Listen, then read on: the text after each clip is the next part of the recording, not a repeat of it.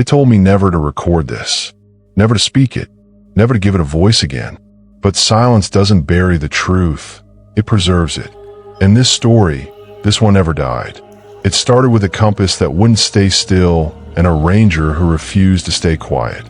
A family that broke a promise they didn't understand. And a thing in the northern woods that learned how to listen. The government buried the files. The locals stopped asking questions. The survivors stopped talking altogether.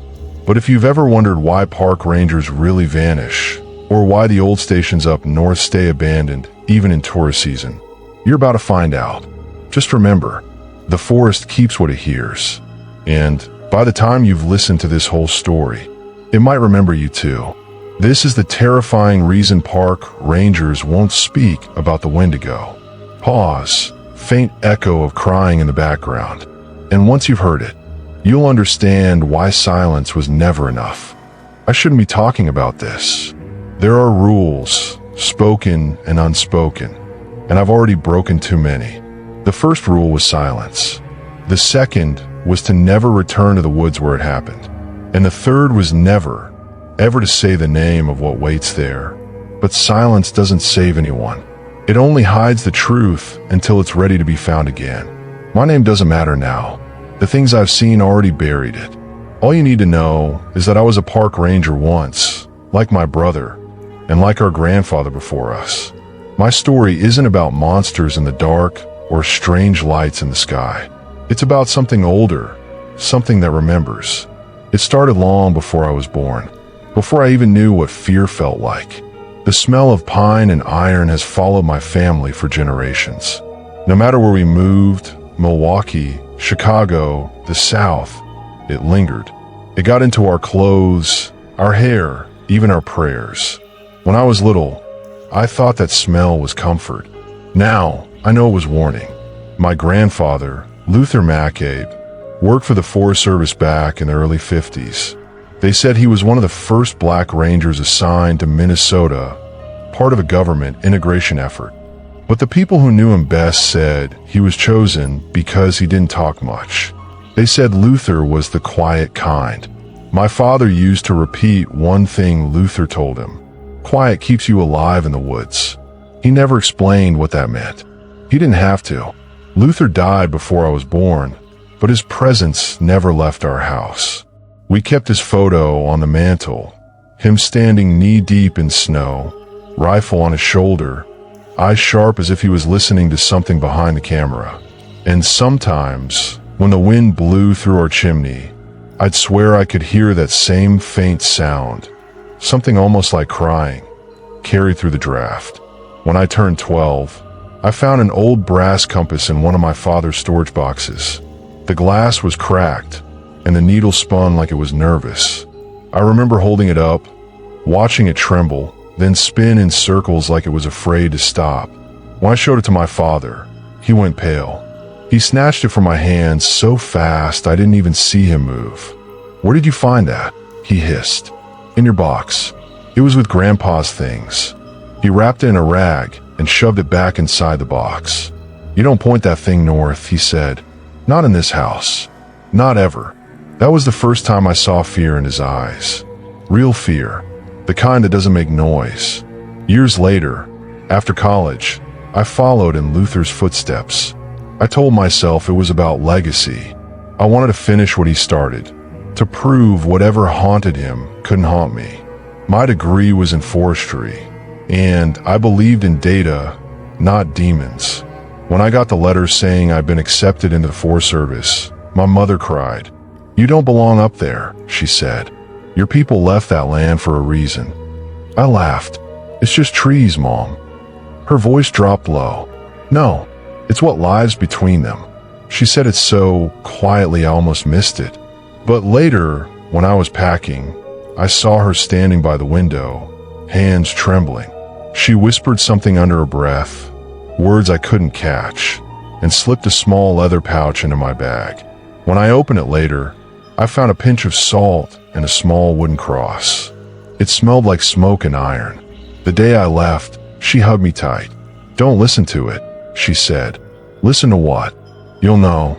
I laughed it off, like every son does when his mother starts talking about ghosts. But a part of me, some quiet, buried part, was afraid before I even arrived. The first thing I noticed when I reached Superior National Forest was the stillness. It wasn't the peaceful kind of quiet people imagine when they think about nature. It was the kind that presses against your skin, heavy and expectant. Even the wind sounded muted, like the trees were holding their breath. My brother, Dalton, met me at the ranger station. He'd been working there for years. He looked older than I remembered, tired, cautious, eyes sunken from too many sleepless nights. He hugged me, but it felt mechanical, rehearsed. "You really came," he said. "Yeah, I thought you'd be happy." He didn't answer right away. He just stared at the tree line. I don't know if happy's the right word. That night, over dinner, I tried to ask him about Grandpa. "What really happened up here?" I asked. He shrugged. "Old story. Bad winter." I pressed him. Dad said Grandpa came back different, that he never talked about it. Dalton's fork stopped halfway to his mouth. He didn't talk about it because it talks back. I laughed, but he didn't. He leaned closer. "You hear crying in those woods. You don't answer. You hear your name. You don't answer. You see something that looks human. You keep walking." I asked him if he was joking. He said, "I wish I was." The next few days were uneventful. I logged trail conditions, marked damaged fencing, filed reports. The other rangers seemed normal, quiet, maybe a little guarded, but kind. Still, something about the forest felt wrong. Every morning the air tasted like metal. Every night the fog rolled in faster than it should have. Then, on my third night, I heard it. I was out checking the north perimeter, a mile past the creek. The moon was half hidden behind clouds. The forest was so still that I could hear my own heartbeat. Then it came, a faint, distant crying. It was human, a soft, broken sound like someone trying not to be heard. I froze. "Hello," I called. The sound stopped. Then it came again, from somewhere deeper in the woods. I thought maybe it was a lost camper. I followed the sound, flashlight trembling in my hand. The crying seemed to move ahead of me, always just out of reach. Then suddenly it stopped. No sound, no wind, nothing. That's when I realized how dark it had gotten. The trees blocked out the moon completely. When I turned back toward the trail, I couldn't find it. It was like the forest had swallowed it whole. Something moved behind me. Quick, light, almost playful. I spun, flashlight cutting through the dark, but there was nothing. No footsteps, no animal, just the smell, iron and pine, thick and sharp in my throat. I walked faster. The forest seemed to shift around me, each tree blending into the next like it was alive.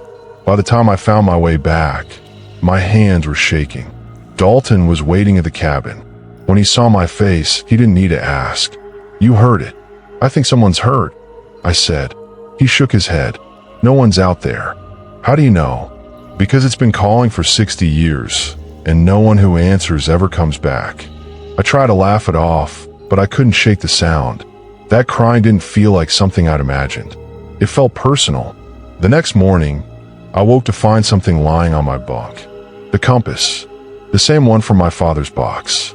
The glass was cracked, the brass rusted, but the needle was spinning, slowly at first, then faster until it blurred. When I reached for it, the needle stopped dead, pointing north. I stared at it, heart pounding. I hadn't brought that compass. I hadn't touched it in years. Dalton walked in and froze when he saw it. "Where did you get that?" "I don't know," I said. "It was here when I woke up." He swallowed hard. "It's starting again." That evening, the wind didn't move. The crickets didn't sing. The whole forest felt like it was waiting. Dalton sat by the window, rifle across his lap. I asked him what he was doing. He said, "Listening."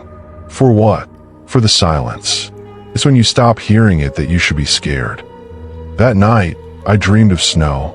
Heavy, endless snow. And in it, a figure walking barefoot through the trees, eyes white, skin gray. It turned its head, and I saw my grandfather's face. When I woke up, the room was freezing. Frost had formed on the inside of the windows. The compass was spinning again, and outside, from somewhere deep in the trees, I heard that same crying, soft, human, patient. That was the moment I knew the forest hadn't forgotten us. It was waiting. You think you'd do better than me? That you'd be smarter? That you'd walk away the moment you heard your name whispered in the dark? That's what I thought too. So if you're listening to this, and you think silence can't hurt you, you're wrong. Silence isn't empty. It's listening. And if you ever hear it whisper back, you'll wish you'd stayed quiet. If you're brave enough to keep listening, then subscribe now. Because the next part isn't just about what we heard. It's about what followed. Dalton stopped talking after that night. He didn't have to say it out loud. I could feel the weight of what we'd both heard hanging in the room, thick as smoke. Every time I looked at him, he was either watching the tree line or staring at that compass like it might suddenly tell him something he'd forgotten. 3 days passed in half silence. The forest seemed to press closer with each sunrise, as if it knew I was beginning to understand. Even the sun felt different, duller, weaker. The light didn't cut through the trees anymore. It settled in the branches and died there. On the 4th morning, I found Dalton in the mess hall, hands shaking around a mug of black coffee. He looked like he hadn't slept in a week. "I read the logs," I said, sliding the folder toward him. "The 1953 patrol reports. There's nothing in there about what really happened." "There never is," he muttered. "Then tell me." He didn't answer. He just set the mug down, stood up, and walked out into the yard. I followed him to the edge of the woods. The fog was thick and low, crawling along the ground like something alive. Dalton stopped and stared into it. "Every ranger who's worked here knows the rule," he said finally. "They just don't say it." "What rule?" He turned to me. "Silence. When the forest goes quiet, you shut your mouth and you stay that way until it passes." He picked up a stick and drew a circle in the dirt. "When it starts crying, you don't comfort it. When it calls your name, you don't answer. If you do, it learns your voice." I waited, heart pounding. What happens then? He met my eyes, and I saw something there I'd never seen in my brother before: terror. "It follows." He wiped away the circle and walked back toward the cabin. I stayed there, staring into the fog. For a second, I thought I saw a movement, a tall, thin outline just at the edge of vision. Then it was gone. That afternoon, I went through the storage shed behind the station. Most of it was junk, rusted tools, old maps, half-empty fuel cans. But under a tarp near the back, I found something else: a wooden crate stamped with a Forest Service logo and the words, "Property, Archive C, 1979. Inside were shredded pages, half-burned. I pieced together what I could. They were reports. Missing rangers. Strange weather. Animal carcasses with no signs of predation. And one page with a name that made my blood turn cold. L. Macabe. Under remarks, someone had written, "Subject returned from 72-hour blizzard alive, but disoriented. Reports incoherent. Mentions voice and snow. Requests for follow-up denied. File sealed per silence protocol." I didn't even know what that meant. But I knew the handwriting on the margin, Dalton's. When I confronted him that night, he didn't deny it. He just said, "You weren't supposed to find that." "What's the silence protocol?" I asked. "It's how they keep people from asking questions. Same way they did with Grandpa. They made him disappear." "No," Dalton said softly. "The forest did. They just let it." The words hit me like ice. I didn't want to believe him, but part of me already did. That compass wasn't broken. It was trying to warn us. I looked out the window. The fog had thickened again, swallowing the tree line. No sound. No birds. Just that same crushing quiet. "Dalton," I said, "you ever wonder why it started with our family?" He rubbed his face, tired. "No, I already know why." "How?" "Because he talked. That night, the crying came again. Softer this time, almost kind. It sounded like a woman's voice, gentle, pleading. I sat up in bed, heart racing. The compass on the nightstand spun once and stopped. North. Always north. Then I heard my name. Not shouted, whispered like a secret. Rhett. I froze. Dalton was still asleep. The voice came again, closer now. Rhett, please. I stood up, feet moving before my mind caught up. Something in that voice felt familiar. It sounded like my mother. I reached for the door handle when Dalton's voice cut through the dark. Don't. He was wide awake, rifle aimed at the door. It's not her, he said. How do you know? He swallowed hard. Because she used to come for me, too. He lowered the rifle slowly. She takes the voice of the one you miss most. That's how she pulls you in. And once you speak back, you don't stop hearing her. The crying stopped. Silence fell, so suddenly it hurt. Dalton sat back down, breathing hard. Then he told me something I wish I could forget. Back in '79, he was on his first solo patrol when 3 hikers went missing. He found one body on the 3rd night, half buried, the skin pale and torn, the face frozen in terror. He said the man's mouth was open, lips cracked, as if he'd been trying to scream but couldn't. And when Dalton radioed it in, a voice came through. Not static, not interference. A voice that sounded exactly like her grandfather. It said, "You broke the vow." I felt sick. He told me he never told anyone. The official report said exposure. But Dalton knew better. He burned the body before sunrise. He looked at me, tears in his eyes. I thought that would stop it. But it never stops. It just waits for the next one. By dawn, the air smelled like copper. I stepped outside and found frost on the grass, even though it was June. The forest stood perfectly still. And somewhere deep in that stillness came a faint whisper, like breath caught in the throat of the world. Dalton followed me out. He didn't speak. He didn't have to. We both felt it. The forest was watching us. We stood there until the sun burned through the fog. Then Dalton said, "It's awake." That evening, we sat at the kitchen table with the compass between us. The brass was cold, the glass cracked, the needle trembling. I stared at it for a long time. "Why north?" I asked. Dalton ran his hand over his face. "That's where Grandpa made the promise. The one he broke." He reached into his pocket and pulled out an old photograph. It was our grandfather standing in the snow, rifle on his shoulder, the forest behind him. In the background, almost lost in the blur, was something tall and thin, standing just beyond the tree line. It looked like a shadow wearing a man's shape. Dalton slid the photo across the table. He said he saw God out there. He whispered, but I think it was something else, something that wanted to be remembered. When I went to bed that night, I dreamed of the woods again. Only this time, I wasn't watching my grandfather. I was standing in his place, snow up to my knees, the air heavy with breath, and a voice whispering, "It's your turn." I woke up drenched in sweat. The compass was gone from the nightstand. I found it on the windowsill, pointing north again. The forest outside was too still.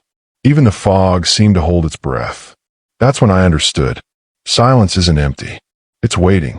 People think fear is loud. It isn't. It's the quiet that gets you. The way the world sounds right before something moves. The way your own breath starts to sound too human. If you ever hear your name whispered in the woods, don't turn around.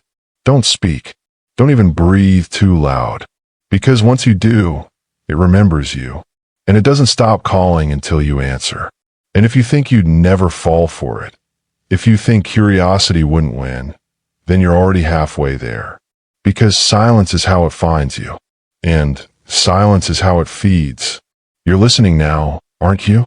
Then do what I didn't. Subscribe, so you'll remember what to do when the forest goes quiet. And if you won't, then go to the comments and explain why you'd take that risk. But don't say it out loud. Not where it can hear. The forest started changing after that night. It's hard to explain how something so big, so natural, can feel personal. But it did. The trees stood closer. The air pressed heavier. The quiet wasn't absence anymore. It was attention. Dalton acted like this was normal. He went about his work like we hadn't both heard our names whispered by something unseen. But every time he stepped outside, I saw him pause, tilt his head, and listen. On the surface, Everything seemed fine. The sun still rose. The station log still got filled. The radio still worked, most of the time. But when I tried to sleep, the forest came alive in ways I couldn't ignore. I'd hear something faint beneath the floorboards, like water dripping through wood. Then I'd smell it again, that same metallic tang of iron and frost, like blood in cold air. And sometimes, if I closed my eyes, I'd see flashes of white snow and hear a man's breath breaking in the dark. That man was always my grandfather, always walking barefoot through a storm that never ended. One morning, I woke to find Dalton sitting at the table, papers spread in front of him. He was reading from a yellowed report stamped classified. When I asked what it was, he said, "You shouldn't see this." Then he slid it toward me anyway. The report was dated February 1953, the same year our grandfather vanished in the woods. Most of it was redacted, but a few sentences remained. Subject McCabe, L. Located after 72 hours missing in severe blizzard. Physical state critical. No clothing from waist down. Claims auditory contact with crying man. Refuses food. Requests silence. Upon recovery, repeats phrase, "Hunger has a voice." I looked up. Dalton stared at me, his face gray. They made him sign something when he came back. The silence protocol. Swore him to secrecy. And he broke it. Yeah, he told Dad. He looked down, eyes glassy. And now we're paying for it. I didn't say anything, but I couldn't stop staring at that last line. Hunger has a voice. I'd heard it too. Later that day, I went out on patrol alone. Dalton had warned me not to, but the walls were closing in. The forest felt like a locked room. I needed to breathe. The air outside was sharp and still. Frost clung to every blade of grass, even though it was midsummer. I followed the creek north, compass in hand. The needle didn't spin this time. It pointed straight, steady, as if guiding me. A mile in, I smelled it again. Iron, wet moss, smoke. Then I saw the carcass. A deer, torn open down the middle. The ribs were split, like someone had reached in and pulled apart the bone with bare hands. But what stopped me wasn't the gore. It was the eyes. They were open, glassy, reflecting light from nowhere. And they weren't looking at me. They were looking past me. I turned around, half expecting to see Dalton, but no one was there. Still, I felt something, like breath brushing the back of my neck. I spun, flashlight trembling. Nothing. I crouched down to take a photo for the report. When I looked through the camera, there was movement in the frame, a blur, tall and thin, slipping between the trees behind the carcass. By the time I lowered the camera, it was gone. I walked back to the station faster than I wanted to admit. Dalton was waiting for me when I got there. He didn't ask where I'd gone. He already knew. "The compass took you north," he said. "Yeah. How did you?" He cut me off. "It always does before it starts." "Before what starts?" He didn't answer right away. He went to his locker, pulled out a small wooden box, and set it on the table. Inside were old letters, some written on government stationery, some on torn notebook paper. All of them were addressed to Forest Service Command, Boundary Waters Region. None were sent. He handed one to me. It was dated March 3rd, 1953. The handwriting was our grandfather's. "To whoever finds this, if I die in these woods, it won't be from the cold." I made a promise I shouldn't have made. It wasn't God who answered me in that storm. If hunger speaks, you must never answer. If it cries, you must never comfort it. Silence keeps it asleep. Sound wakes it. I spoke. The snow listened. It still does. At the bottom, he'd written, "Burn this." I stared at the letter until my eyes blurred. "Did Dad know about this?" I asked.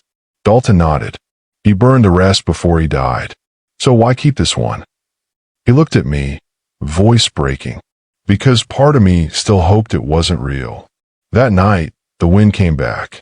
It moved differently, slow, deliberate, almost like breathing. The cabin walls creaked with every gust, the windows rattling in rhythm. Dalton sat by the radio, listening to static like it held answers. I tried to sleep, but something was wrong with the air. It felt thick, charged. When I closed my eyes, I heard footsteps in the hall. Slow, barefoot. Then, faintly, I heard a voice. Rhett. It sounded like Dalton, but I knew it wasn't. Rhett. It said again, softer now, closer. Come see what he left you. The floorboards groaned near the door. I didn't move. Every instinct in me screamed to stay still. Then the door handle turned. Once. Twice. Then silence. I waited a full minute before getting up. When I opened the door, no one was there.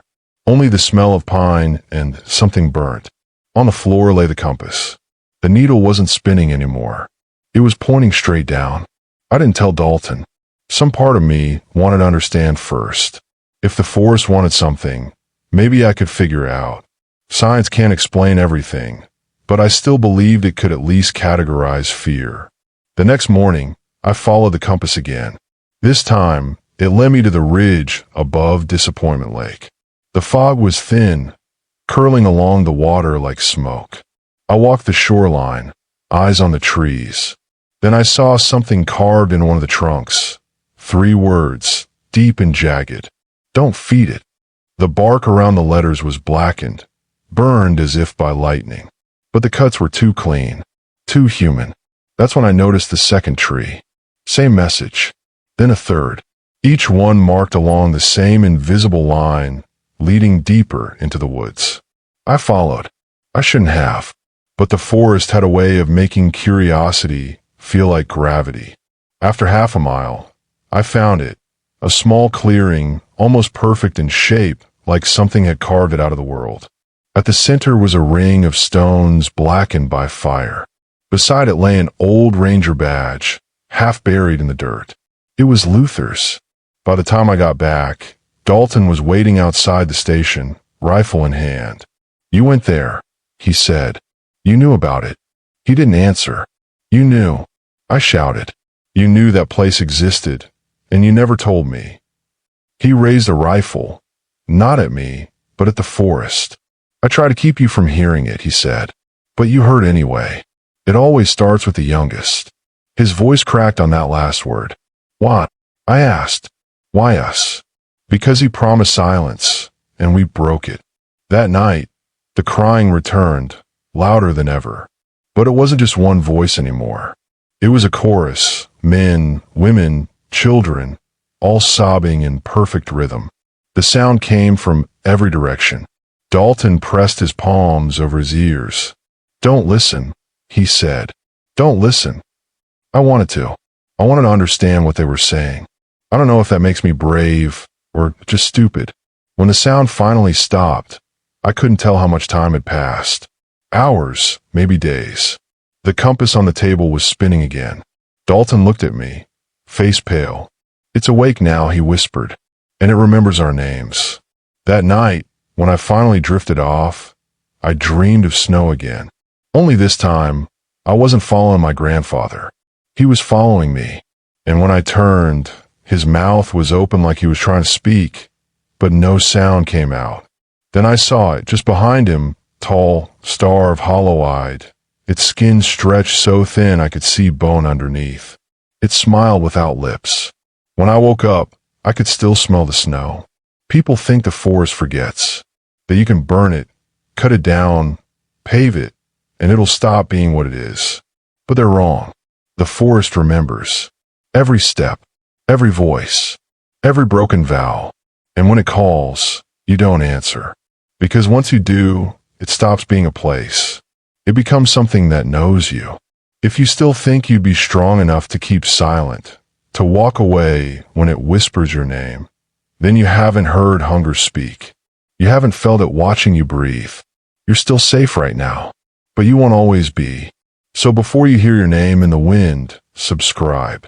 Because silence might keep it asleep, but ignorance, that wakes it faster. When you live long enough in the woods, you start to feel the difference between noise and presence. Noise fades. Presence waits. After that night, the night the crying turned to a chorus, everything felt wrong. Dalton stopped sleeping. I stopped pretending things made sense. Every time I looked outside, The trees felt closer. Even the air seemed heavier, thick with a kind of knowing that pressed against the windows. The next morning, Dalton was already dressed, gear packed. He didn't say where he was going. "I have to check something," he said. I wanted to go with him, but he told me to stay. "If you follow me, it'll find us faster." I watched him disappear into the fog, the compass dangling from his belt. For the first time since I got there, I felt alone.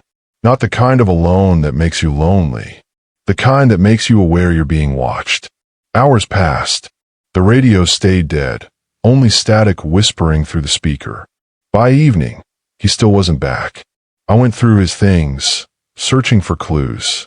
At the bottom of his duffel, I found an old envelope sealed in wax.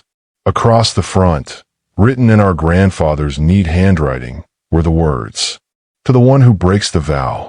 My stomach turned cold. I tore it open.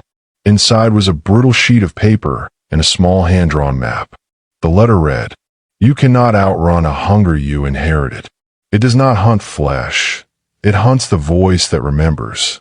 When you hear it weep, do not pity it. Do not answer. Feed it nothing. Not fear, not faith, not your name." I spoke once, and the snow listened. It has listened ever since. At the bottom, one last instruction: burn this. I stared at the words until the paper shook in my hands. The map showed a single route, a red line leading from our station to a place marked only with an X. Next to it, in faded ink, Hog Creek. I thought about the blackened stones I'd found in that clearing, the carved trees, the words, "Don't feed it." I didn't burn the letter. I don't know why. Maybe curiosity. Maybe defiance. Either way, it was the biggest mistake of my life. Dalton came back after sundown. His face was pale, clothes soaked, eyes wide like he'd seen something he couldn't name. He sat down at the table without speaking. When I told him about the letter, he just said, "You read it?" "Yes. You should have burned it." He looked at the compass on his belt. The glass had cracked again. "It's stronger now," he whispered. "It knows we're listening." I asked what it was, but he didn't answer. He just stared out the window into the dark, where the fog moved like it was breathing. That night, the crying started again. But this time it was different. Closer. Louder. Desperate. Dalton grabbed the rifle and said, "Stay inside." Before I could stop him, he opened the door and stepped into the fog. I stood there, frozen, as the sound swallowed him. At first, I could still see his silhouette, moving through the mist, gun raised. Then I heard a voice, low and wet, like words spoken through water. It said, "Dalton." He stopped. The voice said it again, softer this time. "Dalton, come home."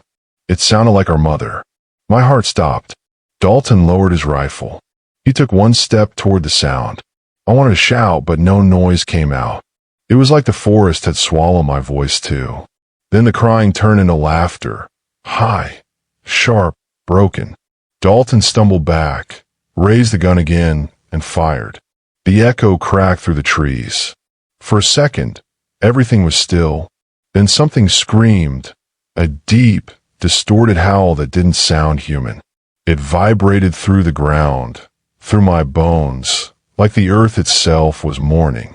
Dalton ran back inside, slamming the door behind him. "What was that?" I whispered. He didn't answer. He just stared at the door, breathing hard. Then he said, "It's wearing her voice." We stayed up the rest of the night. Neither of us spoke. By dawn, Dalton was shaking uncontrollably. He said he could still hear it calling his name in his head. He packed his gear again, slower this time. "I have to end it," he said. "You can't fight it." "I'm not going to fight it. I'm going to return what we took." He pulled something from his pocket, the compass. The needle wasn't moving anymore. It was locked north. "Granddad made his promise out there," he said. "I'm going to make mine." I tried to stop him. He just smiled weakly and said, "If I don't come back, don't follow." Then he walked into the fog again. The hours stretched. I sat at the table with the letter open in front of me. My eyes kept going back to one line. "Feed it nothing. Not fear, not faith, not your name." But I'd already fed it everything. By nightfall, Dalton still hadn't returned. I went outside, the air thick with frost that shouldn't have been there. The fog had grown denser, curling around the trees like smoke. I called his name once, softly. Nothing. Then, from somewhere far ahead, I heard it crying. A single voice, low and broken. It sounded like Dalton. I moved toward it before I could think. The compass in my pocket started to tremble, needle twitching. The trees thinned, opening into the clearing by the creek. Moonlight spilled across the water, turning it black and still as glass. At the edge of the clearing, something stood. Tall, thin, too thin. Its skin looked stretched over bone, gray and cracked like bark. And when it moved, it made no sound, not even a footstep.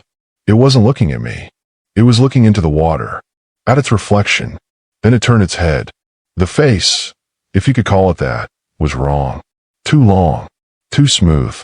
The eyes were hollow, black, and shining with something that wasn't life. And where its mouth should have been, there was only motion, like it was trying to speak, but couldn't form the words. Then the crying came again. But it wasn't coming from it. It was coming from the reflection in the water. The thing tilted its head, studying me. Then it whispered in my voice, "Rhett." Every nerve in my body screamed to run, but I couldn't move. The forest around me pulsed like it was breathing. The air filled with that same smell, iron, frost, and rot. Then, behind me, another voice. Soft, familiar. "Rhett." I turned. Dalton stood at the edge of the trees, eyes empty, face pale as snow. His lips moved, but no sound came out. He lifted his hand, pointing at the water. And in that reflection, standing beside the creature, I saw him again. Only older, broken, his skin blue with cold. Then both reflections smiled. I ran. I don't remember how I made it back. The forest felt endless, each step swallowed by silence. By the time I reached the station, the compass in my pocket had cracked in two. Dalton never came back. At least, not the way he left. The official report says he disappeared during a patrol near Hog Creek. Lost in fog, they wrote. But I know better. He wasn't lost. He was claimed. Because silence isn't absence. It's payment. Every generation pays in its own way. Granddad gave his voice. Dad gave his mind. Dalton gave his body. And me? I'm giving the truth. Even if it means it finds me again. Sometimes, late at night, I still hear it crying outside my apartment window in Milwaukee. There are no trees nearby, but I hear them moving anyway. And when the wind hits just right, it sounds almost human. Almost. That's the worst part. It never stops sounding human. You probably think this story's just another campfire lie. A ghost tale from a broken man. But tell me this. Have you ever woken up to hear someone crying outside when you know you live alone? Have you ever felt your name being said? Not heard it, but felt it, like a hand brushing your spine from the inside? If you haven't yet, you will. Because the forest doesn't stay where it's planted. It travels through the things we carry, names, stories, voices. And the moment you speak it out loud, it knows you. So if you've made it this far, listen to me. Do not speak what you've heard. Don't repeat my name. Don't repeat the creatures. And if you think you're too smart, too skeptical to fall for something like this, then subscribe right now. Because when the crying starts near you, when silence presses against your ears and the wind begins to whisper your name, I promise, you'll wish you'd listened. The night after Dalton vanished, the forest went silent again. Not the usual quiet, the kind that makes you aware of every heartbeat, every breath, every small sound your body makes just by being alive. This was different. It felt like the world had stopped to listen. I sat in the ranger cabin with every light on. The air smelled faintly of smoke and copper. The radio hissed with low static, even though I'd unplugged it. Outside the window, fog curled between the trees like it was alive, drifting slow and deliberate. I should have run. I should have driven straight south until the trees gave way to concrete. But the forest didn't just take Dalton. It took answers with him. and I couldn't leave without knowing what he'd found. So I opened the letter again, the one that told me not to feed it. My grandfather's handwriting trembled across the page like he'd written it with frozen hands. The ink had faded to rust, but when I held the paper close to the lamp, I saw faint outlines on the back. More words, faint as breath on glass. I tilted the page toward the light. They were written backward, like he'd scrawled them in desperation. It said, "The vow must be repaid where it was made." My stomach turned. The X on the map. Hog Creek. That's where he'd spoken to it. That's where Dalton went. That's where it waited. I packed before sunrise. Flashlight, flares, the broken compass, and my grandfather's letter sealed in a plastic sleeve. The fog never lifted. The world felt drained of color. The first hour passed in silence. Then, faintly, I heard the wind. It moved through the trees like whispering. I tried not to listen, but words began to form inside it, low and hollow, like the echo of someone speaking through a cave. Rhett, I froze. It wasn't Dalton's voice this time. It wasn't my mother's. It was my own. Rhett, come back. The compass needle twitched in my pocket, spinning, then stopping dead north. That direction again, always north. The forest thickened until the trees pressed close enough that I could feel bark brushing my jacket. The path disappeared. Even the birds were gone. I tried turning back, but the fog behind me had closed in, white and suffocating. It moved like smoke drawn to breath. When I tried to breathe quietly, the fog breathed louder. That's when I saw it. An old fire pit, half collapsed and blackened with soot. Around it, the ground was scattered with bones. Some were animal, some weren't. A rusted nameplate lay half buried beside the ashes. I brushed off the dirt. It read, El Maccabi. Something shifted in the trees. A soft shuffle, like feet dragging through snow, even though the ground was bare. I aimed my flashlight toward the sound. The beam caught the edge of a coat. Dalton. He was standing 20 feet away, head lowered, skin pale and gray like he'd been carved from ash. His clothes were torn, eyes dark and unfocused. He swayed slightly, lips moving without sound. Dalton. No answer. I took a step forward. The light hit his face, and my stomach turned. His mouth was open too wide. The skin around it had split. His jaw hung loose, trembling. Then he made a sound, wet, hollow, wrong. A sob, and it wasn't coming from his throat. It was coming from behind him. A shadow moved, taller than any man, limbs too long, joints bending backward. It slid forward soundlessly, one step at a time. Its face, or what was left of it, hung open, stretching like wet leather. Inside the empty space, something moved. Dalton lifted his arm, pointing at me. Rhett, he croaked, the voice breaking like glass. Say it. What? He pointed at the letter in my hand. Say the words. I didn't want to. I didn't even know which words he meant.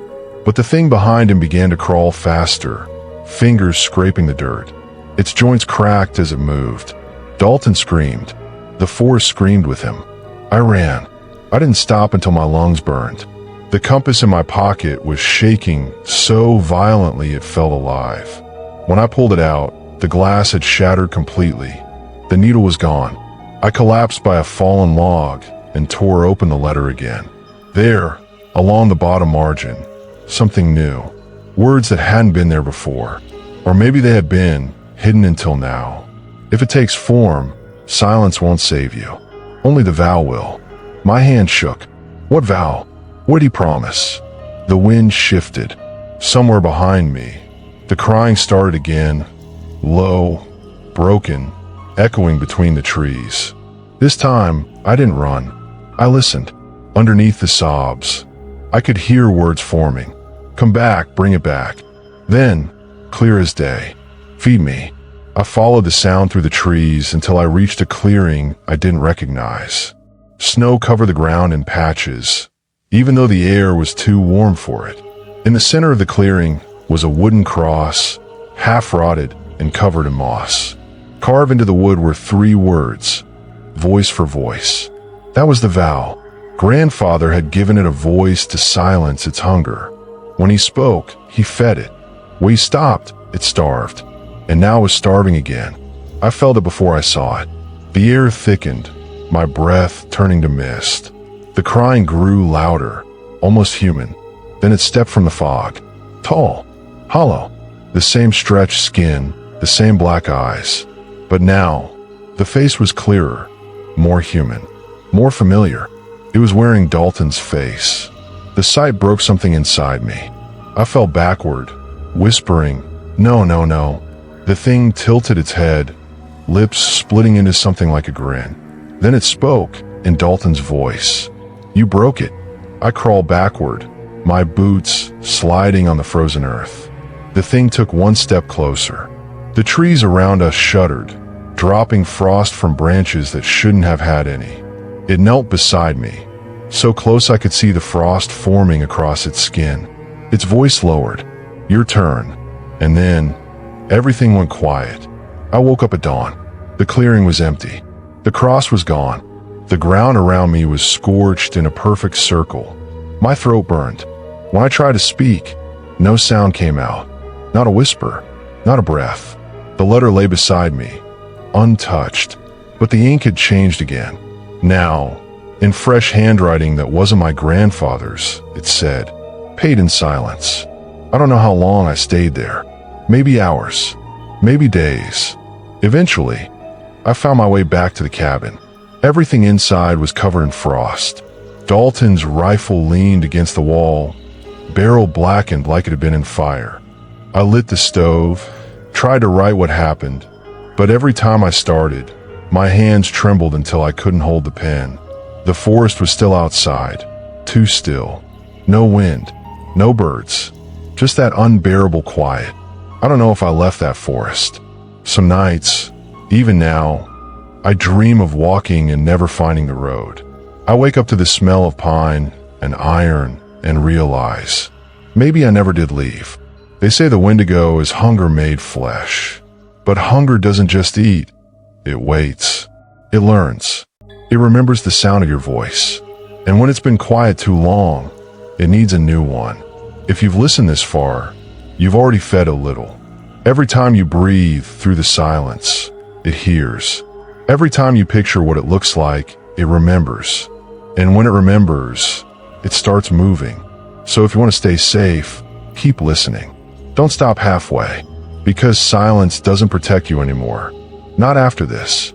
Subscribe now, or when it calls your name, it'll know you ignored me. When I finally left the cabin, the sun was gone. Not hidden behind clouds, gone. The sky looked wrong, a shade too dark, like someone had dimmed the world. Every sound I made, every crunch of frost, every breath, came back to me louder than it should have. The forest was repeating me. I started walking south, following what I thought was the trail.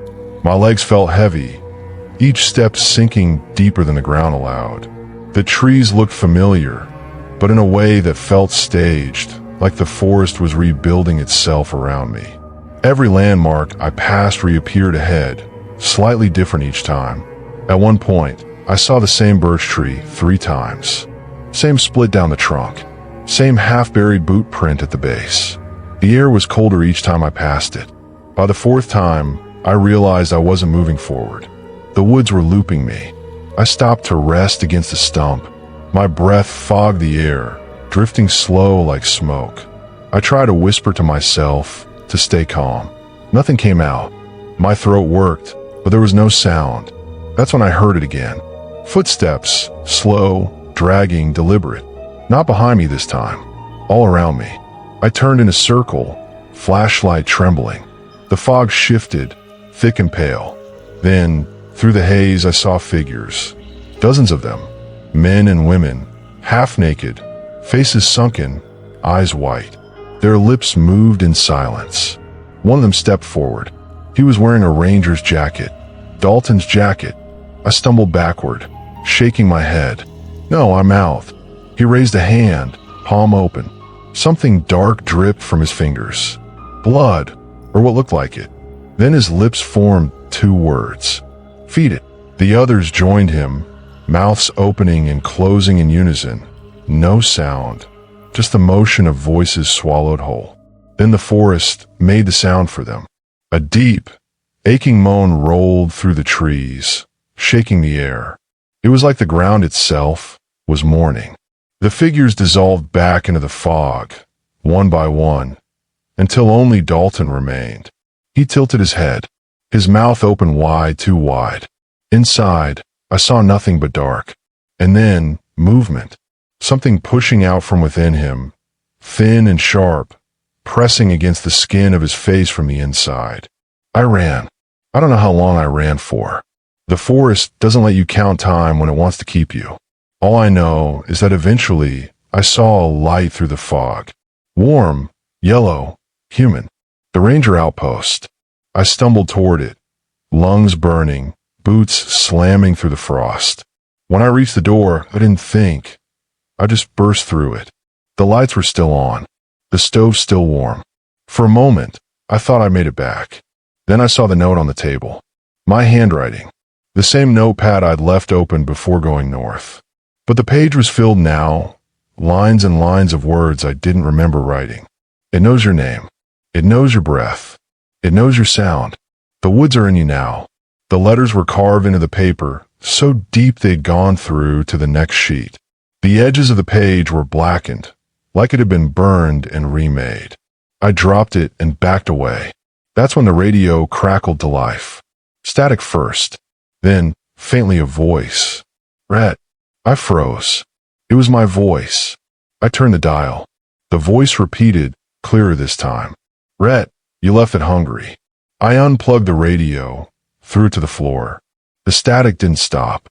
It just got louder, rising until it became the same low sob I'd heard in the woods.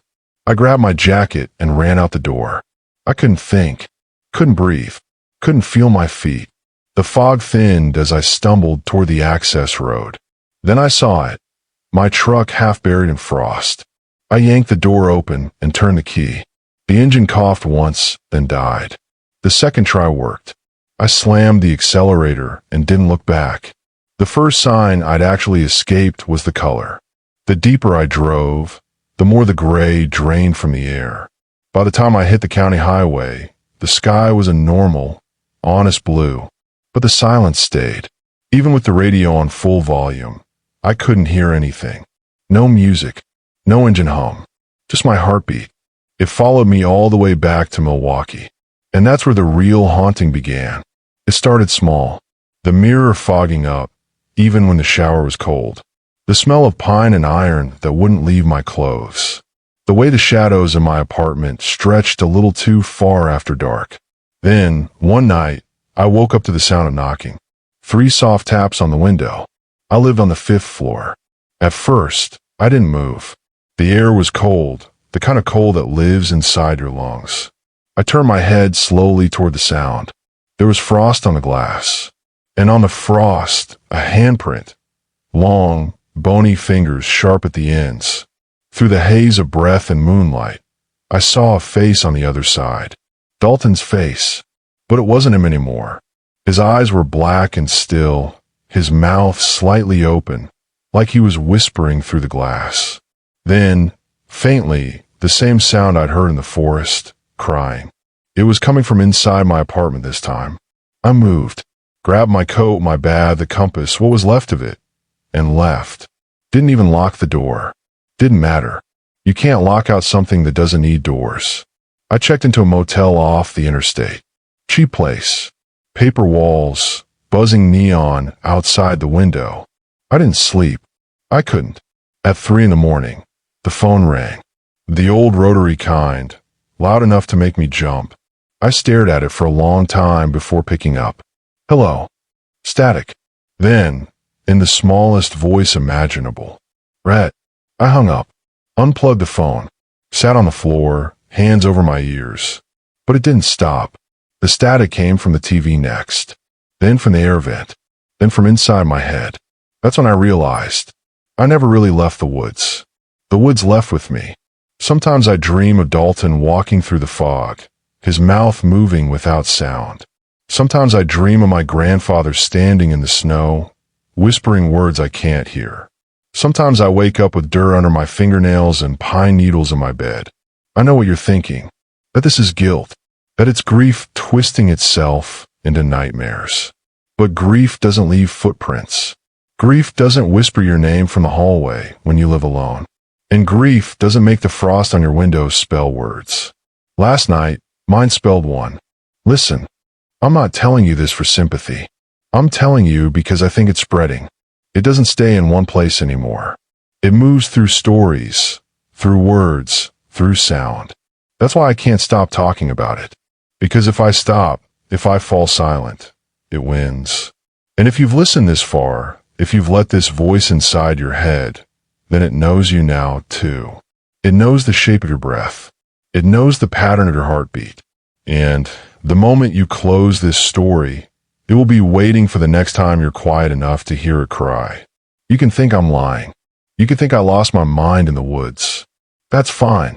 But when you wake up tonight, and the wind sounds like someone sobbing outside your window, don't look.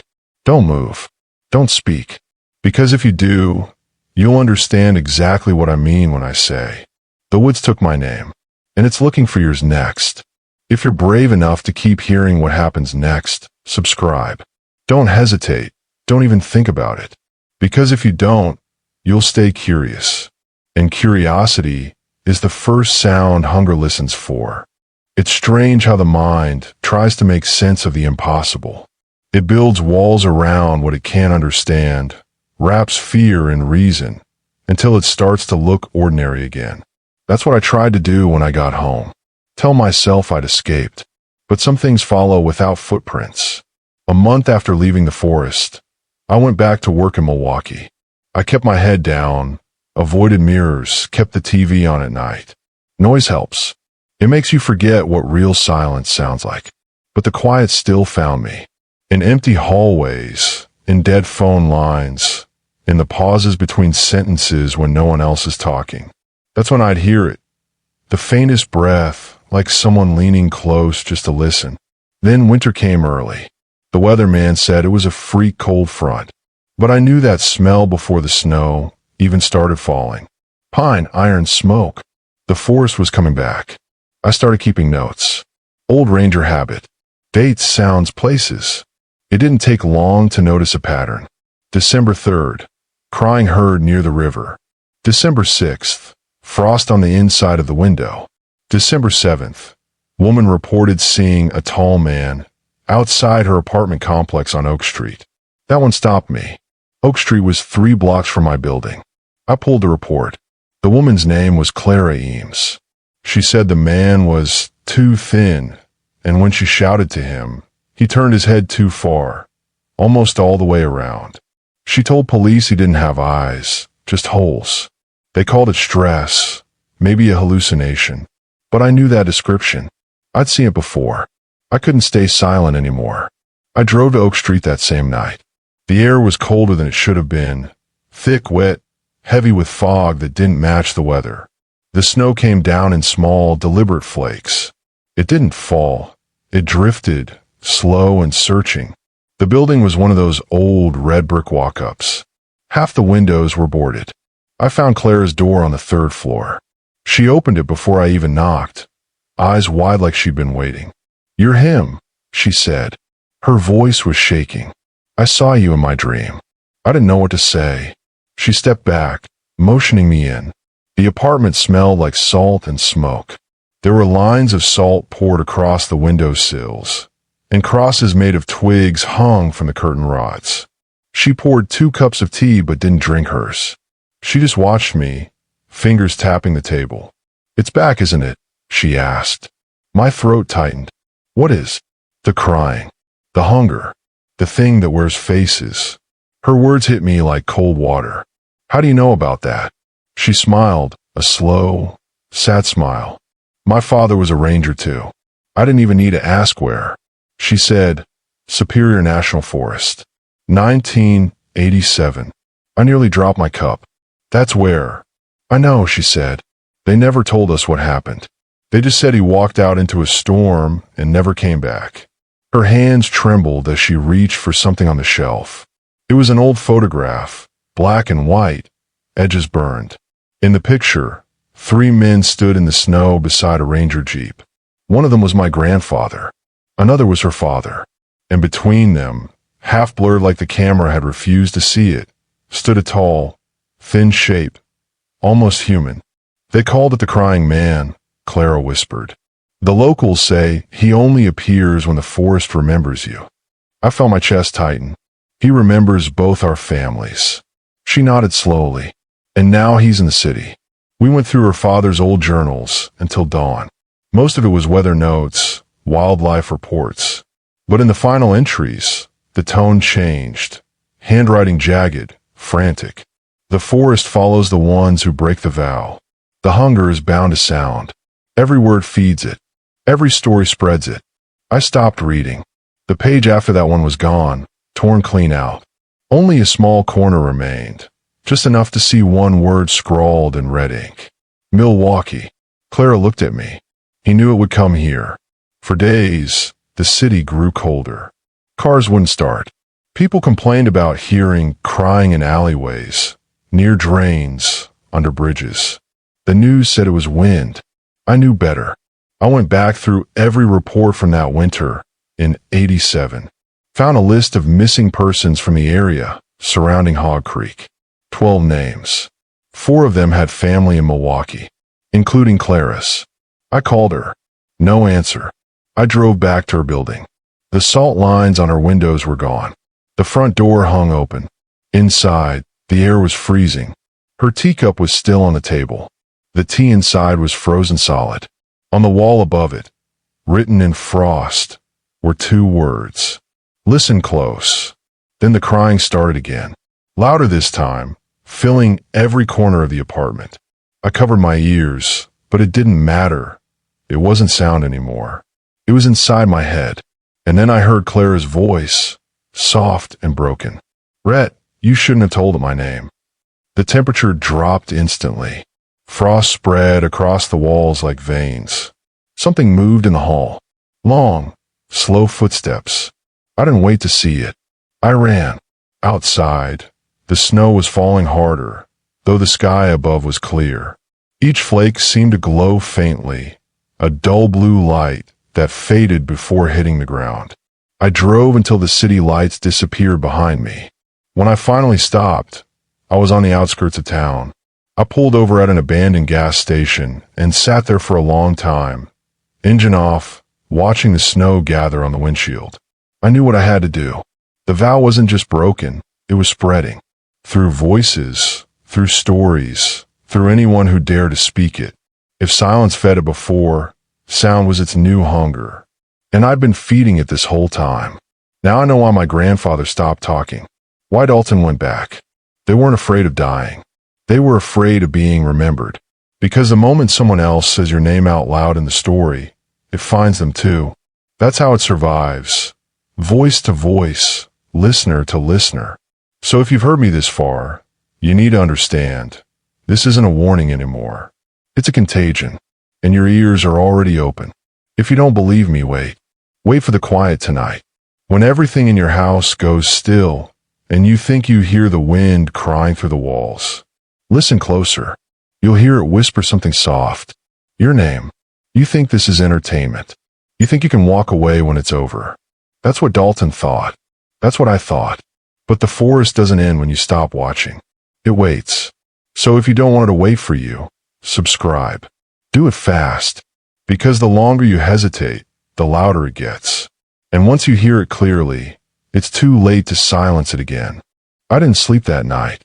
Not because I couldn't, but because I was afraid of what might wake me. Every time I closed my eyes, I saw snow falling through the cracks in my ceiling. Every time I blinked, the dark behind my eyelids moved. I left Milwaukee before dawn. No luggage, no phone, just the compass, what was left of it, and my grandfather's letter, creased, dirty, and changing every time I looked at it. The words that once said paid in silence now bled faintly through the paper, darker than ink, alive somehow. I couldn't tell if I was reading it or it was reading me. The highway north was empty, mile after mile of dead trees and gray light. Even when the sun came up, it didn't feel real. Just a pale circle watching from behind a film of haze. The radio crackled now and then, but I never turned it on. Not after the voice last time. I kept one hand on the wheel, one on the compass in my coat pocket. Even broken, it still tugged north, like a magnet that couldn't forget its purpose. By the time I reached the edge of Superior National Forest, I could already smell it. That old mix of pine, iron, and rot. Like blood that had soaked into cold soil and never left. The old ranger station was still standing, somehow. Boarded windows, door half hanging off its frame, the roof sagging under a weight of years. I pushed inside. The air was still, thick with frost and memory. Dalton's old jacket still hung on the wall. The rifle, too. And beside it, the logbook, open to the last entry he ever wrote. North Patrol. Hog Creek. Silence observed. Nothing else. The next page was blank. But the paper wasn't clean. It was gray, like it had absorbed ash. When I touched it, the surface felt warm. Then, faintly, letters began to appear. Not written, burned. They formed slowly, one at a time. Come finish it. I left the cabin behind. The forest was exactly as I remembered. Too tall, too still, too alive. Every branch looked like a hand reaching out of the ground. Every shadow leaned the wrong direction. The deeper I went, the less sound there was. Even the crunch of snow beneath my boots faded, like the ground didn't want to remember I was there. The air grew colder, sharper. The fog returned. It moved ahead of me like it was leading. After hours, or maybe minutes, I saw the creek. Frozen over, smooth as glass, black water pulsing beneath. And there, in the center, was the cross. New this time. Built from two rangers' signs nailed together, edges splintered. The words boundary line, still visible on the wood. The compass in my pocket started to shake again. When I pulled it out, the cracked glass was gone. The needle moved slow, then stopped. Not north this time. Down. I knelt by the ice. The compass needle was pointing straight through it. And beneath the frozen surface, I saw shapes. Pale. Still. Bodies.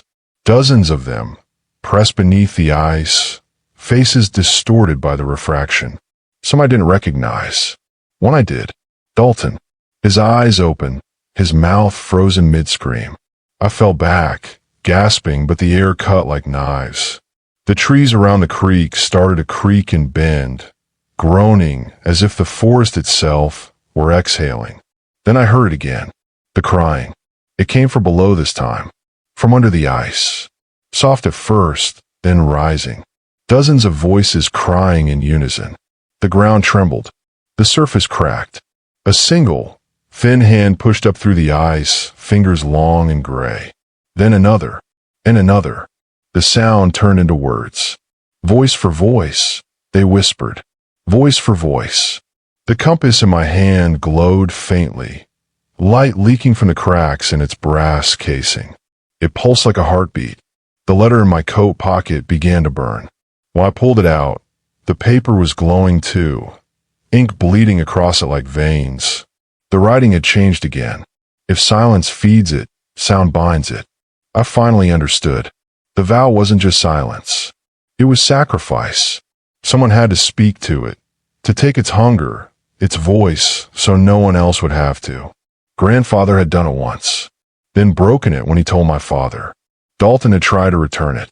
Now was my turn. The ice split open with a sound like thunder. A column of freezing mist shot into the air. And from within it, something rose. It was tall, taller than the trees, its body made of shadow and frost. Its face shifted between forms, never one shape for long. My grandfather, Dalton, my own reflection. When it spoke, every voice I'd ever known came from its mouth. Rhett. It didn't sound angry. It sounded hungry. I held the compass out in front of me. The needle spun once, then stopped, pointing straight at the creature. I didn't have time to think. I just shouted into the dark. Take it. The compass cracked open in my hand. Light burst out, blinding white, like snow burning from the inside. The creature screamed, a deep, hollow roar that shook the earth. The ice shattered. The air exploded with cold. For a moment, everything went white. Then there was nothing. When I woke, I was lying on the creek bank. The cross was gone. The ice had melted. Only mist remained. I checked my hands. The compass was gone too. The letter, ashes. And for the first time in months, the forest sounded alive again. Wind in the branches. Birds calling somewhere far away. It was over. Or at least, I wanted to believe it was. I made it back to my truck by sunset. The road was still there, clear as it had ever been. No fog, no snow, just the hum of the engine and the quiet breath of the woods fading behind me.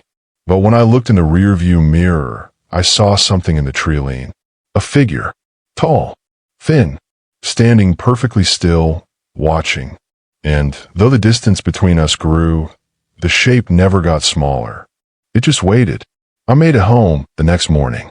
Everything felt normal again. But normal doesn't mean safe. Because when I sat down to write this, to tell the story, to make sense of what happened, I heard something faint behind me. A whisper, low and careful, repeating every word I said a half second after I said it. Like an echo that had learned to listen. I stopped writing. The whisper stopped too. When I turned around, nothing was there. But the air smelled like pine. They say stories outlive people. That when you speak them out loud, they travel. That's the part one didn't understand until now. The vow was never about staying silent. It was about keeping the story from spreading. But it's too late for that now. You've heard it. You've carried it. And it's listening through you now. If you start hearing crying in the snow, don't call out. Don't whisper back. And for the love of whatever's left of your soul, don't say its name. If you think you can walk away from this, if you think it's just a story, then keep scrolling. Keep pretending. But if the sound starts tonight, and it will, you'll remember this moment. You'll remember my voice. And you'll wish you'd done the one thing that could have kept you safe. Subscribe. Because silence is the only thing it can't stand. And you're running out of quiet. I don't know what day it is anymore. The calendar on the wall says February, but the window says otherwise. Outside, the snow never stops. Not falling, sitting. A still blanket, like it's waiting for permission to move. I haven't been back to work. I haven't seen anyone in weeks. The city looks empty when I walk outside. The air carries that sound again. Wind pretending to be breath. Every once in a while, I hear something echo off the buildings.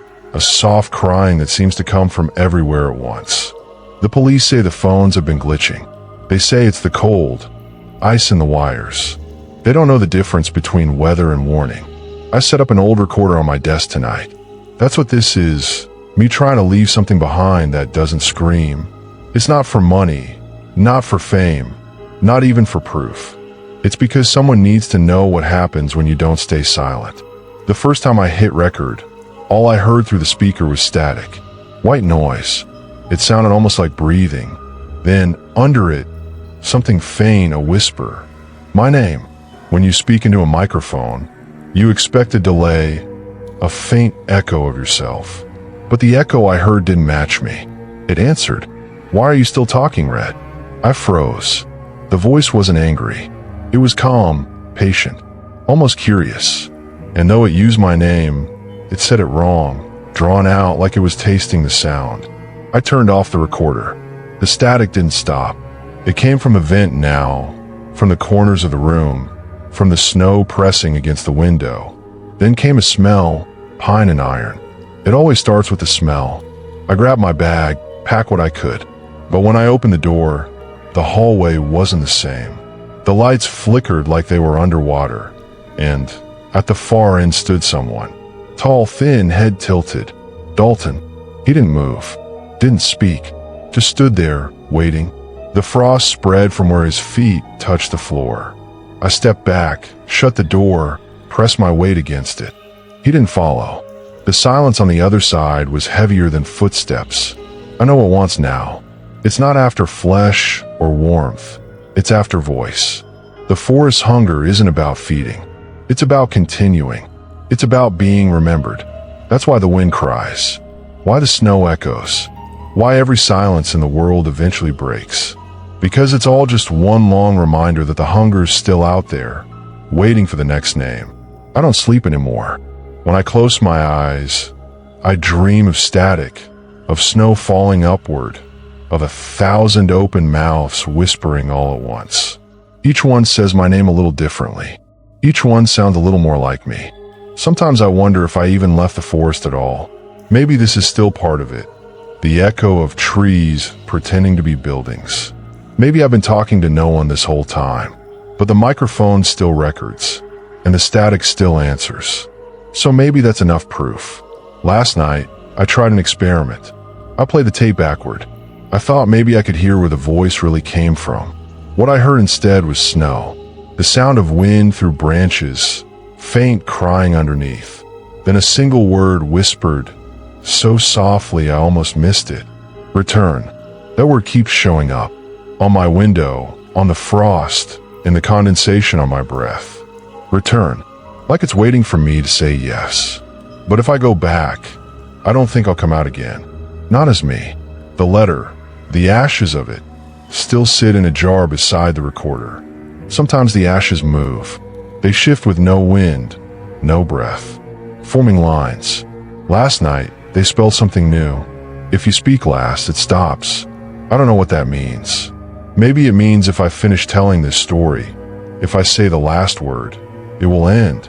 Or maybe it means once I finish, I disappear. Maybe both.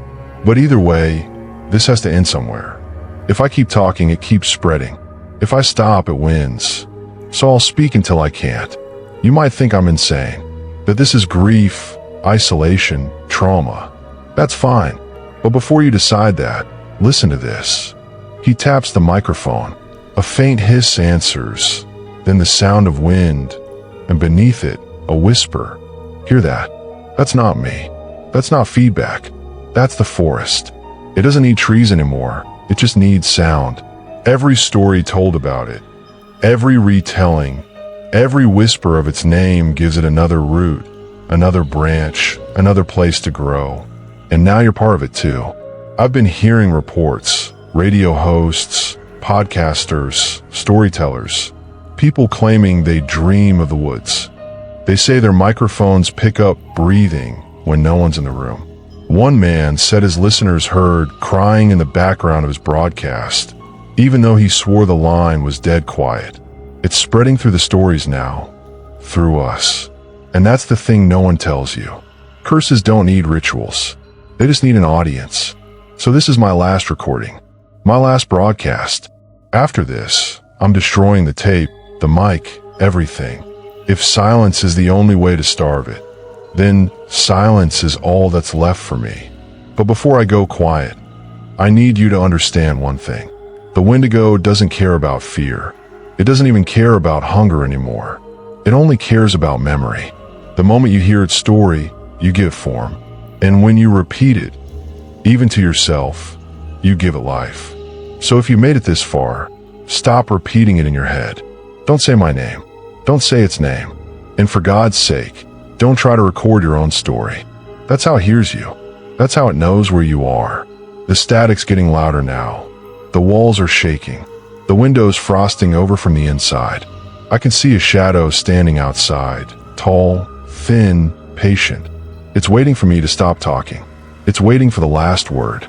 I can feel it behind me now, closer than breath. It doesn't make noise anymore. It doesn't need to. It's already inside the sound. If you can hear me, if this recording reaches you, don't play it twice. Don't show anyone else. Destroy it. Because every time it's played, it breathes again. And I can't be the one to feed it anymore. That's it. That's all I have. If you've stayed this long, if you've listened, then maybe there's still a chance for you. But only if you do one thing. End it here. Stop. Don't look for me. Don't search the woods. Don't try to prove I was real. And whatever you do, when you hear the static tonight, when you feel the air shift and the silence start to hum, don't answer it. Because the next voice you hear won't be mine. Soft breath over the mic. Rhett McCabe, signing off.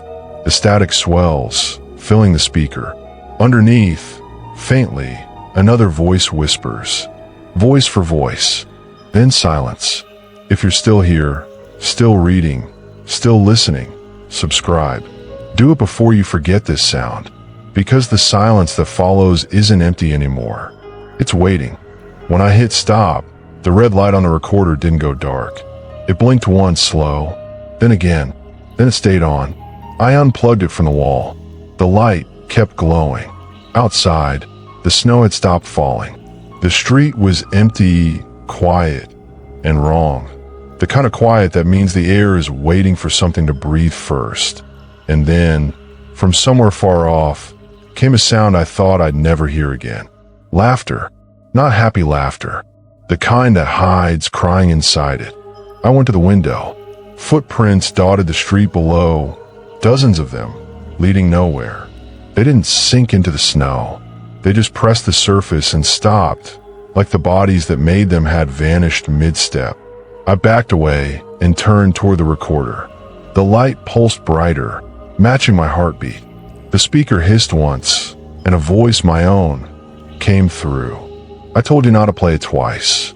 I hadn't played anything.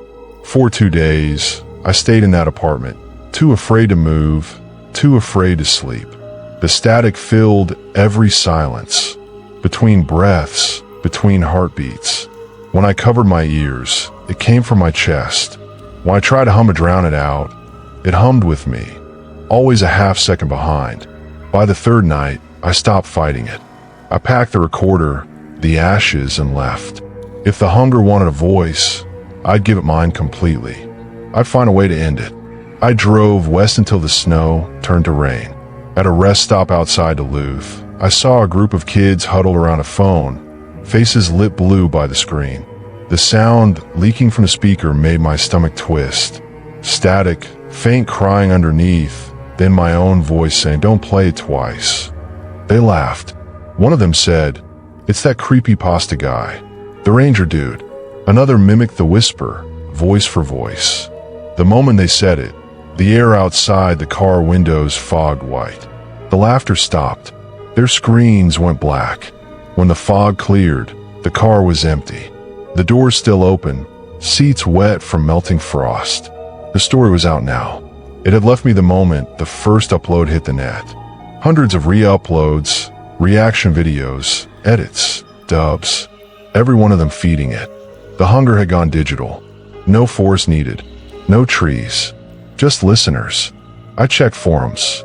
Anyone else here whispering during the video? It said my name. My mic turned on by itself. Every comment was another mouth opening. Every share another echo. I tried to warn them, posting from burner accounts, begging them to delete it. No one listened. They thought it was a marketing stunt, a found footage ARG. One night, I refreshed the page and saw a new upload titled The Ranger's Last Word. The thumbnail was my face. I hadn't posted it. The description read, "Premiering live tonight at 3:03 a.m. I sat awake until the stream started. The video showed a black screen and the sound of wind. Then, faintly, the same crying. And then me, but not a clip, not something I'd recorded. I was speaking in real time. My voice, but not my words. Voice for voice, it said. Then, the silence ends tonight. The live chat exploded. People typed LMAO, and this is sick, and is this AI? They didn't understand that every comment, every keystroke was feeding it. The number of viewers climbed. 10,000, 50,000, 200,000. And then the stream ended in one long burst of static. For a few seconds, every light in the building went out. When they came back, snow was falling outside. It was June. Now everywhere I go, I hear pieces of it. In elevators, in phone-hold music, in the hum of vending machines. People don't notice, but the frequencies are wrong. Too low. Too human. It's in the noise now, learning to sound like us. Sometimes strangers look at me on the street and mouth words I can't hear. Sometimes their breath fogs, even when the air is warm. Sometimes I catch my reflection in a window, and it's still speaking after I stop. I think that's the trade. The story needed a final vessel. I became the mouth that never closes. I'm recording this from a motel off Highway 53. The power flickers every few minutes. The walls sweat condensation that smells like pine. I keep the window open, hoping the sound escapes into the cold before it can settle in me again. If this reaches anyone, if you're hearing this voice through a screen or a speaker, understand what's happening. You're not a viewer anymore. You're part of the story now. You're another syllable in the vow. That's how it keeps living. Voice for voice. When the crying starts outside your window tonight, don't listen for words. The words are just bait. Listen for rhythm instead.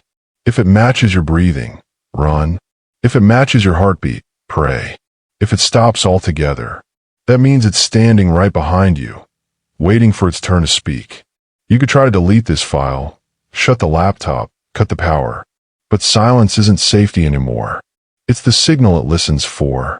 So do what I couldn't. End it. Delete every copy you can find. Stop repeating the phrases. Stop saying my name. If you can't, if you already feel it pressing at the back of your skull, whispering when the audio goes quiet, then the only mercy left is to drown it in noise. Play something, anything, and don't stop until dawn. Because the crying fades with light, but it never disappears. It just hides in the next story waiting to be told. And if you still don't believe me, if you're brave enough or foolish enough to think it's just fiction, then I dare you to replay this. Listen again. You'll hear it this time, beneath my words. That breath, that faint, wet whisper, it's been waiting for you. Don't give it your voice. Don't give it your silence. Just remember the rule. Voice for voice. Only one of us gets to finish the story. Soft click. The recorder shuts off. After a long pause, static returns. Faint sobbing under it. Then a whisper, not Rhett's. Your turn. If you're still here, still reading, still listening, subscribe before you stop. Because when the static ends, there won't be quiet. There'll be something else. And it'll already know your name. You can turn it off now if you want. Pretend it's just another story. Pretend it's just sound and snow and imagination. But deep down, you heard it, didn't you? That small sound under the silence. The one that matched your breathing. That's how it starts. That's how it always starts. Every time someone listens, it wakes up a little more. Every time someone repeats what they heard, it finds another name to whisper. So if the air in your room feels colder right now, if the quiet between these words suddenly sounds too alive, don't panic. Just remember the rule. Voice for voice. Keep the noise going. Don't give your silence. And if you're brave enough to come back, hit subscribe before the quiet gets you first. Because silence isn't empty anymore. Wind rises. Static swells. Whisper fades out. Psychosnare, true life horror stories. Where the truth doesn't end when the story does.